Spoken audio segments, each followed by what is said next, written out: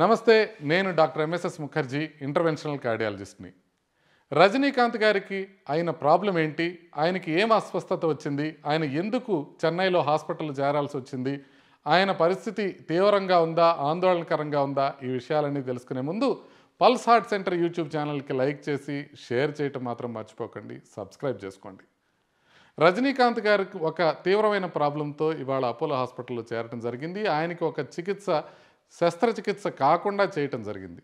అసలు ఆయనకున్న ప్రాబ్లంని abdominal aortic aneurysm అంటారు. ప్రస్తుతానికి రజనీకాంత్ గారు చాలా సేఫ్గా ఉన్నారు, భయపడాల్సిన అవసరం లేదు. కానీ ఆయనకు వచ్చిన ప్రాబ్లం మాత్రం ఒక ప్రాణాపాయం కలిగించే ప్రాబ్లమే వచ్చింది. ఈ అబ్డామినల్ అయోటిక్ అన్యూరిజం అనేది ఏంటో తెలుసుకునే ముందుగా మనం అసలు అయోర్టా అంటే ఏంటో తెలుసుకోవాలి. గుండె ఈ రకంగా ఉంటుంది. గుండెలో మనకి చెడు రక్తం బాడీ అంతటి నుంచి కుడివైపుకి వచ్చిన తర్వాత అక్కడి నుంచి లంగ్లో శుద్ధి కాబడి అక్కడి నుంచి ఎడంవైపు గుండెకి వస్తుంది.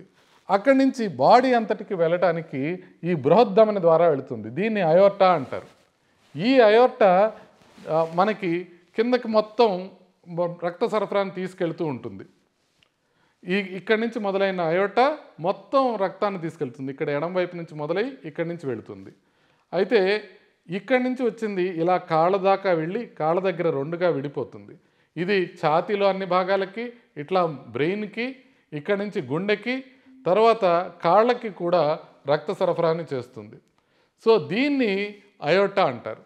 అయితే నార్మల్గా ఈ అయోర్టా మామూలుగానే ఉంటుంది, కానీ కొన్నిసార్లు కొంత డిసీజ్ వలన అయోటిక్ వాల్ అంటే గోడ బలహీనపడటం వలన అయోర్టా ఈ రకంగా ఉబ్బిపోయే అవకాశం ఉంటుంది. దీన్ని అన్యూరిజం అంటారు. ఇలా అన్యూరిజం అనేది ఛాతీ భాగంలో రావచ్చు, ఉదర భాగంలో రావచ్చు, ఎక్కడైనా రావచ్చు. ఇలా వచ్చే ఉదర భాగంలో వచ్చే అన్యూరిజంని అబ్డామినల్ అయోటిక్ అన్యూరిజం అంటారు. మనకి అబ్డామినల్ అయోటిక్ అన్యూరిజం ఉంటే నార్మల్గా అది ఉబ్బిపోయినప్పటికీ కూడా ఒక పల్సటైల్ మాస్ లాగా మనకి పొట్టలో కనిపిస్తూ ఉండే అవకాశం ఉంటుంది. చాలామందికి అసలు ఏమీ బయటికి తెలియకపోవచ్చు, నార్మల్గా ఉండొచ్చు. కానీ కొంతమందికి ఇట్లా మనకి ఎక్కడైతే పల్సేషన్స్ తెలుస్తుంటాయో అట్లా పొట్ట భాగంలో పల్సేషన్స్ తెలియచ్చు. అది సైజు బాగా పెరిగినప్పుడు కొంతమందికి నొప్పి కలగచ్చు. కానీ రేర్గా ఆ అబ్డామినల్ అయోటిక్ అన్యూరిజం రప్చర్ అయిందంటే ఒక్కసారిగా మరణం సంభవించే అవకాశం ఉంటుంది. ఇది అబ్డామినల్ అయోటిక్ అన్యూరిజం. మామూలుగా అబ్డామినల్ అయోర్టా ఎంత ఉంటుందంటే ఒక 3 సెంటీమీటర్స్ పరిమాణంలో ఉంటుంది. అది 5.5 సెంటీమీటర్లు దాటినప్పుడు దానికి శస్త్రచికిత్స చేయాల్సిన అవసరం ఉంటుంది. అయోర్టాని మామూలుగా మనం సిటీ స్కాన్లో చూసినప్పుడు ఈ రకంగా మనకి అయోర్టా కనిపిస్తుంది. ఇక్కడ ఎడంవైపు గుండె నుంచి వచ్చిన అయోర్టా ఈ విధంగా కిందకు వెళుతుంది. అయితే ఈ కాళ్ళ దగ్గరికి వచ్చినప్పుడు ఈ రకంగా అయోర్టా రెండుగా విడిపోతుంది. ఈ కాళ్ళకి పైన ఇక్కడ అబ్డామినల్ అయోర్టా చూడండి ఇలా సన్నగా ఉంది కదా, ఇది ఉబ్బిందంటే దాన్ని అన్యూరిజం అంటారు. మీకు ఇక్కడ కనిపిస్తుంది చూడండి సిటీ స్కాన్లో, ఇది అన్యూరిజం అనమాట. రజనీకాంత్ గారికి వచ్చిన ప్రాబ్లం ఇది. అయోర్టా బాగా పెద్దగా అయిపోయింది పరిమాణం. అయితే ఇది ఇంకా పెద్దగా అయిపోతే ఒక్క చిన్న లీక్ వచ్చినా సరే పొట్ట మొత్తం రక్తం వచ్చేసి ఇమీడియట్గా మరణం సంభవించే అవకాశం ఉంటుంది. నొప్పి వస్తుంది అంటే అర్థం అదే.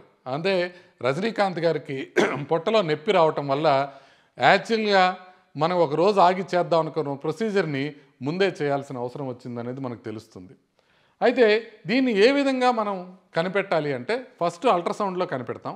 అల్ట్రాసౌండ్లో కనపడితే దాన్ని కన్ఫర్మ్ చేసుకోవడానికి సిటీ స్కాన్లు చేస్తాం, లేకపోతే ఎంఆర్ఐ చేస్తాం. ఒకసారి ఇవి చేసిన తర్వాత మనం ట్రీట్మెంట్ ప్రోటోకాల్ని మనం దాన్ని ప్లాన్ చేసుకుంటాం.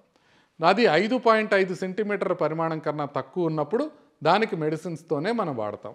5.5 సెంటీమీటర్స్ దాటినా గడిచిన 6 నెలల్లో 0.5 సెంటీమీటర్స్ కన్నా ఎక్కువ పెరుగుతున్నా, అదే పనిగా నొప్పి వస్తున్నా, లేకపోతే ఇది పగిలిపోతుందని కార్డియాలజిస్టులకి అనుమానం వచ్చే పరిస్థితి ఉన్నా కూడా దానికి మనం ప్రధానంగా 2 రకాల ట్రీట్మెంట్ చేయాల్సిన అవసరం ఉంటుంది. ఎయిదర్ స్టెంట్ పెట్టడం కానీ లేకపోతే ఓపెన్ ఆపరేషన్ చేయటం కానీ. ఓపెన్ ఆపరేషన్ చేసినప్పుడు ఏం చేస్తారంటే దీన్ని ఓపెన్ చేసి ఇక్కడి నుంచి ఇక్కడికి గ్రాఫ్ట్ కలుపుతారు. ఆ గ్రాఫ్ట్ కలపడం వల్ల ఇది హీల్ అయిపోతుంది. అలా కాకుండా స్టెంట్ ప్రక్రియ అంటే మనం పూర్తిగా సర్జరీ లేకుండా కూడా మనం చేయొచ్చు. మనకి ఇది ఇక్కడ చూడండి, ఈ విధంగా ఇది స్టెంట్ దాన్ని డిప్లాయ్ చేసినట్లయితే ఈ బయట అన్న అన్యూరిజంలోకి బ్లడ్ వెళ్ళదు. అంటే మనకి పైనుంచి వచ్చే బ్లడ్ ఈ గ్రాఫ్ట్ ద్వారా కిందకి వెళ్ళిపోతుంది కాబట్టి ఇక్కడికి మనకి బ్లడ్ వెళ్ళదు కాబట్టి ఇదంతా క్లాట్ అయిపోయి కుంచుకుపోతుంది. ఆ విధంగా అన్యూరిజంని మనం కంప్లీట్గా ట్రీట్ చేయొచ్చు. ఇక ఎక్కడంటే దీన్ని ఏ విధంగా చేస్తామంటే కాలు ద్వారా మనం యాక్సెస్ తీసుకొని ఒక వైర్ని మనం పైకి పంపించి దాని పైగా ఒక స్టెంట్ని, అంటే ఒక లోహపు స్టెంట్ ఉంటుంది, ఆ స్టెంట్ని దాన్ని ప్రవేశపెట్టి అది ఈ విధంగా మనం పెద్దగా చేయటం జరుగుతుంది. ఇలా మనం పెద్దగా చేసినప్పుడు అది ఈ రక్తనాళం ఎక్కడైతే ఉబ్బిపోయిందో అన్యూరిజం ఉందో దాన్ని కంప్లీట్గా సీల్ చేసేసి అది ఫర్దర్గా ప్రాబ్లం రాకుండా చేస్తుంది. ఒకసారి ఇక్కడికి బ్లడ్ వస్తేనే ఇది మనకి రప్చర్ అయ్యే అవకాశం ఉంటుంది. ఒకసారి ఇక్కడికి బ్లడ్ రాకపోయినట్లయితే మనకి ఇది రప్చర్ అయ్యే అవకాశం ఉండదు. కాబట్టి మనం కంప్లీట్గా దీన్ని ట్రీట్ చేయొచ్చు. ఈ విధంగా మనకు కనిపిస్తుంది చూసారా, ఇది ఛాతీ భాగంలో ఉండే అన్యూరిజంకి ఈ విధంగా కనపడుతుంది. ఇలా అన్యూరిజం ఉంటే ఈ విధంగా స్టెంట్ వేస్తాం. గుండెకి వేసే స్టెంట్ మామూలుగా స్ప్రింగ్ లాగా ఉంటుంది. దీనికి ఒక స్ప్రింగ్తో పాటుగా పైన ఒక కవరింగ్ ఉంటుంది. ఎందుకంటే ఇది కవర్డ్ స్టెంట్ అంటారు అనమాట. అంటే దీనిలోంచి బ్లడ్ బయటకు రాకూడదు, ఇది మొత్తం కవర్ చేసి ఉంచాలి. ఈ విధంగా మన అన్యూరిజంని ట్రీట్ చేయడానికి జరుగుతుంది. రజనీకాంత్ గారికి చేసిన ఆపరేషన్ ఇదే. దీన్ని యూజువల్గా లోకల్ అనస్థీషియాలో కానీ కొంతమందికి జనరల్ అనస్థీషియాలో కానీ చేస్తాం. చేయడానికి 1.5 నుంచి 2 అవర్స్ పడుతుంది. దీనికి కొన్ని కాంప్లికేషన్స్ ఉండొచ్చు. ఆ కాంప్లికేషన్స్ ఏ విధంగా ఉంటాయంటే మనకి ఇక్కడి నుంచి కనుక రక్తం కారిందనుకోండి, ఈ చివరి నుంచి కానీ ఈ చివరి నుంచి కానీ, దీంట్లోకి మళ్ళీ రక్తం వెళుతుందంటే ఇది మళ్ళీ రప్చర్ అయ్యే అవకాశం ఉంటుంది. అలా రక్తం కారటం ఒక కాంప్లికేషన్ అయితే దీనికి ఇన్ఫెక్షన్స్ రావటం కానివ్వండి, బ్లీడింగ్ అవ్వటం కానివ్వండి, ఇలాంటి కాంప్లికేషన్స్ కూడా అయ్యే అవకాశం ఉంటుంది. ఇది మాత్రమే కాకుండా మనం కాలు నుంచి ఎక్కడి నుంచి చేస్తున్నామో ఆ గ్రాయిన్ దగ్గర కాంప్లికేషన్స్ వచ్చే అవకాశం కూడా ఉంటుంది. కానీ సజావుగా జరిగిపోతే ఈ అన్యూరిజంని స్టెంటింగ్ చేసిన తర్వాత ఇమీడియట్గా ఆయన ఐసీయూలోకి షిఫ్ట్ చేయడం జరుగుతుంది. పూర్తిగా కాన్షియస్లో ఉంటారు. మరుసటి రోజు లేపి నడిపించడం జరుగుతుంది. యూజువల్గా 2 రోజుల్లో మనిషిని డిశ్చార్జ్ చేయొచ్చు. ఆ తర్వాత కొంత మేరకు బ్లడ్ థిన్నర్స్ వాడుకోవాల్సిన అవసరం ఉంటుంది, కానీ ఎటువంటి ప్రాబ్లం కానీ ప్రమాదం కానీ ఉండదు. అయితే ఈ స్టెంట్ వేసేటప్పుడు ఇక్కడి నుంచి ఏదైనా బ్రాంచెస్ వస్తుంటే కనుక ఆ బ్రాంచెస్కి ఇది అడ్డం వస్తే కొంత ప్రాబ్లం అయ్యే అవకాశం ఉంది. కాబట్టి దాన్ని జాగ్రత్తగా చేస్తారు. మాలాగే ఇంటర్వెన్షనల్ కార్డియాలజిస్టులే ఈ ప్రక్రియను నిర్వహిస్తారు. చెన్నై అపోలోలో బాగా experienced cardiologist doctor Sai Satish గారు ఇది చేయటం జరిగింది. మేము కూడా ఇది పల్సాట్ సెంటర్లో కూడా చేసి ఉండడం జరిగింది. ఈ ప్రొసీజర్ని ట్రాన్స్ క్యాథెటర్ అయోటిక్ వాల్వ్ స్టెంటింగ్ అని పిలుస్తారు, అది టెవార్ అని పిలుస్తారు అన్నమాట. సో ఈ విధంగా మనం ఈ ప్రక్రియను మనం ముగించాల్సిన అవసరం ఉంది.